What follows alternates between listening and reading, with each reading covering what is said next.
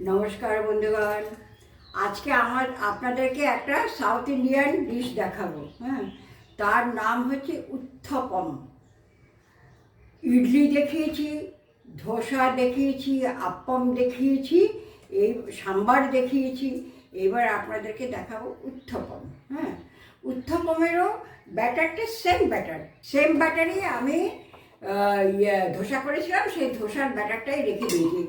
পরিমাণগুলো ধোসার মধ্যে দেওয়া আছে।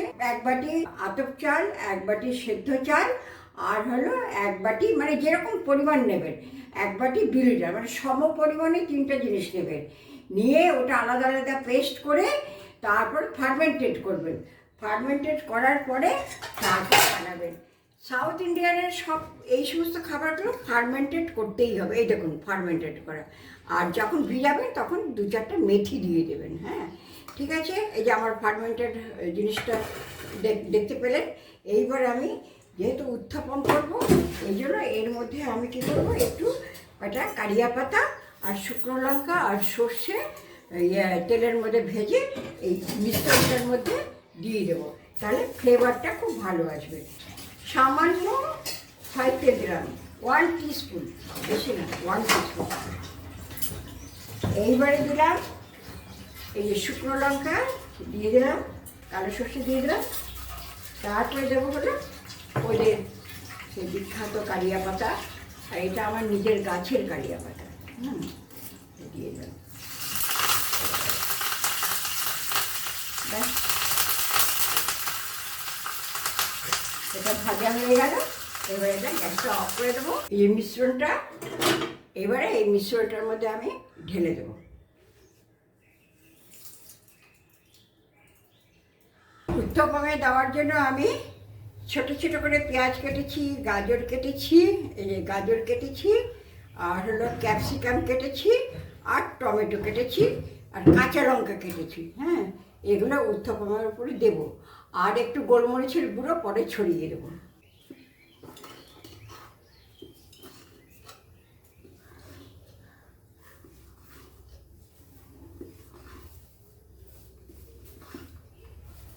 চাটুটা গরম হয়ে গেছে। আমি এক হাতে, এই উত্থপমটা হবে কি ধোসার থেকে ভারী হবে।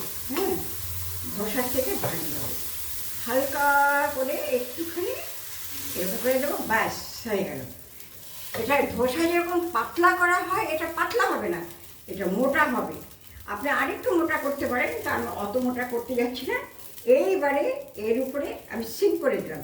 এর উপরে পেঁয়াজ কুচি সাজিয়ে দেবো, তারপরে একটু গাজর সাজিয়ে দেবো, তারপরে হলো একটু টমেটো সাজিয়ে দেবো। তারপরে হলো একটু ক্যাপসিকাম, 2 রকমের কালারের ক্যাপসিকাম আছে, ক্যাপসিকাম সাজিয়ে দেবো। এই যে একটু গোলমরিচের গুঁড়ো করাই ছিল আমার, সেই গোলমরিচের গুঁড়োটা দিয়ে দিলাম। সাইড থেকে একটু তেল দিয়ে দিলাম। মাঝখানে দেবো না, সাইড থেকে দিলেই হবে। সাইড থেকে একটু তেল দিয়ে দিলাম। এইবারে এটা আমি ঢাকা দিয়ে দিলাম। ঢাকা দিয়ে দেখবো কয় মিনিট লাগে, 10 মিনিট লাগতে পারে। এর সঙ্গে একটা তরকারি লাগবে। তরকারিটা এর আগে আপনাদেরকে আমি দেখিয়েছি। আমি কড়াতে তেল দিলাম। তেল দিয়ে সাউথ ইন্ডিয়ান ফোড়ন হচ্ছে সর্ষে, মেথি, শুকনো লঙ্কা, ছোলার ডাল, বিউলির ডাল, হিং। এই হলো সাউথ ইন্ডিয়ানদের হলো। আর কারিয়া পাতা তো মাস্ট দিতে হবে। এবার আমি এই ফোড়নগুলো দিয়ে দিলাম। ফোড়নগুলো দিয়ে কারিয়া পাতাও দিয়ে দিলাম। এবারে একটু পেঁয়াজ দিয়ে দেবো। বেশি ভাজবো না, বেশি ভাজবো না, সাতলানো ভাজা হবে। ওদের এই আলুটা দিয়ে দিলাম।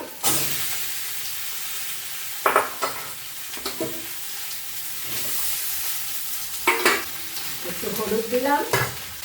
কোনরা একটু শুকনো লঙ্কা খুব পছন্দ করে, তাই জন্য শুকনো লঙ্কার গুঁড়ো দিয়ে দিলাম।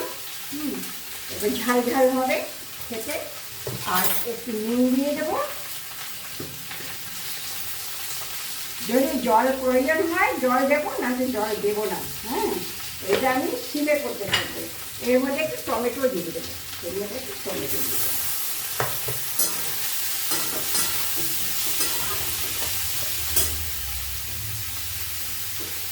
ওটা হতে থাক। আমার উত্থাপন হয়ে গেছে।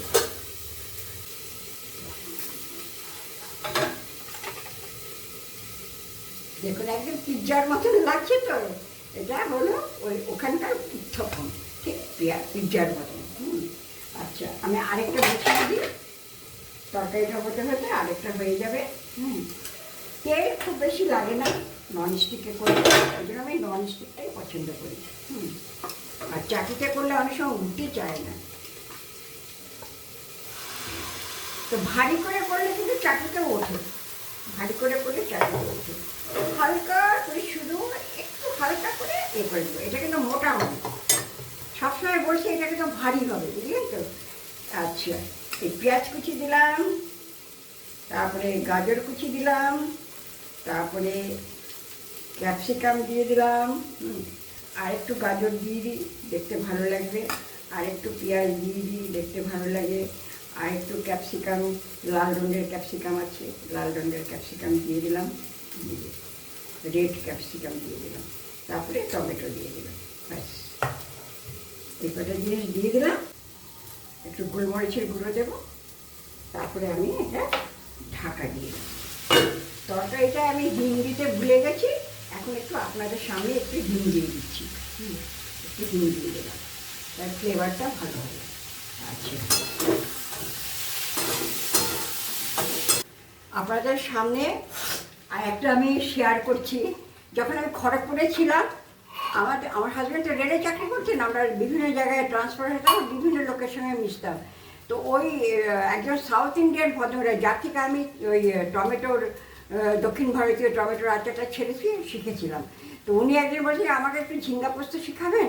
তাই আমি বলি হ্যাঁ হবে। আমাদের ওই ইন্টারকম ফোন ছিল, ওইতে আমরা মহিলারা সব ঘরে গল্প করতাম। তারপর ওনার বাড়িতে গেলাম, আমি গিয়ে দেখি উনি ঝিঙ্গা কেটে জলে ডুবিয়ে রেখে দিয়েছে। তা আমাকে আমি বলছি এটা কী করেছেন? ঝিঙ্গা তো সব গলে যাবে, আপনি ঝিঙ্গা থাকলে বের করুন, আমি কেটে আপনাকে করে দিচ্ছি। তাহলে আচ্ছা, আপনারা এত ফোড়ন কী করে মনে রাখেন? এক একটাতে এক এক রকম ফোড়ন, আমাদের তো সব একই ফোড়ন, যার জন্য আমাদের কোনো প্রবলেম হয় না। আর ওই তো বাঙালির রান্না ফোড়নেই স্বাদ আনে। তখন উনি হাসছেন, মানে হ্যাঁ সেদিন তো দেখি আপনার বাড়িতে গেলে যখন খাই বিভিন্ন রকমের স্বাদ পাই। হ্যাঁ ঠিক আছে, এইটুকুনি শেয়ার করলাম। এই যে বন্ধুগণ, আজকে উত্থাপম করেছি, আমার হাজব্যান্ডকে দিয়েছি। এই যে উত্থাপমের সঙ্গে, এটা হলো ধোসার তরকারি, উত্থাপমের সঙ্গে চলে, আর চাটনিও চলে। তো চাটনিটা আজকে আর আমি করিনি, ধোসার সঙ্গে চাটনি আপনাদের দেখিয়ে দিয়েছি। আর সাম্বারও আমি করিনি, মানে অত কিছু একসঙ্গে করা যায় না। তার সঙ্গে আমি দিয়ে দিচ্ছি দক্ষিণ ভারতীয় টমেটোর আচারটা করে রেখেছিলাম, আমার ভিডিওতে ছাড়া আছে, আপনারা দেখে নেবেন, সেটা দিয়ে দিলাম। এটা দিয়েও খুব ভালো লাগবে। তা খেয়ে বলো কেমন হয়েছে? খুব ভালো হয়েছে। ধোসাটা করা যত ডিফিকাল্ট, উত্থাপনটা একদম সোজা, একদম সোজা। এইরকম একটুখানি থিকনেসটা দেখে রাখুন, থিকনেসটা আপনাদের দেখায়নি। এইরকম একটু মোটা, পিৎজার মতন, একদম পিৎজার মতন একটু থিকনেসটা মোটা রাখবেন, তাহলে চট করে উঠে যাবে। আর ধোসা তো খুব পাতলা করতে হবে, ওই জন্য তোলা একটু মুশকিল হয়ে যায় ঠিকঠাক মতন না করতে পারলে। যাই হোক, আমার হাজব্যান্ডকে খেতে দিলাম, উনি ভালো বলেছেন খাক। এবার আমি আর নির্মলা খাবো। হ্যাঁ, ওকে, থ্যাংক ইউ। আর যেটা বলার, আপনারা দেখে কেমন লাগলো আমার উত্থাপমটা, হ্যাঁ সাউথ ইন্ডিয়ান ডিশ। উত্থাপমটা আপনাদের কেমন লাগলো? ভালো লাগলো বলবেন, মন্দ লাগলো বলবেন, কমেন্টসের মাধ্যমে আমাকে জানাবেন। আর সাবস্ক্রাইব করবেন, লাইক করবেন, শেয়ার করবেন। আবার দেখা হবে একটা নতুন এপিসোডে।